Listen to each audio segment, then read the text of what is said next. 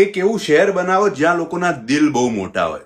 આજુબાજુના બધા શહેરો વાળા અહીંયા આવીને જ કામ કરે, પણ ગાળો આ શહેરને જ આપે કે અહીંયા અમારા જેવી ચા નથી મળતી, માવો નથી મળતો. એક કામ કરો, અમદાવાદ નામ રાખો એનું, પણ નામમાં થોડો ટ્વિસ્ટ રાખીએ. દુનિયા આખી અહેમદાબાદ કહે છે, પણ જે સાચા છે ને એ અમદાવાદ કહે છે. આમ બોલવામાં મીઠું લાગે.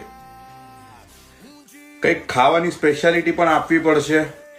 આ કાઠિયાવાડમાં ગાંઠિયા અપાઈ ગયા, સુરતમાં લોચો, આ બધું અપાઈ ગયું છે. શું કરીશું? એક કામ કરો, ચીઝ આપો આ લોકોને. ચીઝનો અખૂટ ભંડાર આપો, બધા પર નખાવડાવો. આટલા મોટા મોટા રોડ હોતા હશે, આમાં ટ્રાફિક નહીં થાય તો હે ભગવાન કરીને આપણને લોકો યાદ કેવી રીતે કરશે? રિક્ષાવાળા નાખો, આમાં રિક્ષાવાળા નાખો, અને ખોદ કામ 24 કલાક આખા શહેરમાં ચાલુ રહેવું જોઈએ. ગટરો ખોદો, ગેસની લાઈનો નખાવડાવો, ઇલેક્ટ્રિકના થાંભલા નખાવડાવો, ઓવરબ્રિજ બનાવડાવો, અંડરબ્રિજ બનાવડાવો, ખોદાવો. શહેરની ટેગલાઈન જ હોવી જોઈએ કે અમદાવાદ કામ ચાલુ છે. વરસાદનો કોટાય પતી ગયો છે, પણ ભોળી પ્રજા છે. ખાલી આમ છાંટા જેટલો વરસાદ આપી દો, દાળવાળા ખાઈને ખુશ રહેશે. પણ ગરમી બહુ આપો, બગલો નીતરી જાય એવી ગરમી આપો. વાહ, શું સુંદર બન્યું છે અમદાવાદ. આપણે પણ મનુષ્ય અવતાર ધારણ કરીને માણેક ચોકમાં જમવા જવું જ પડશે.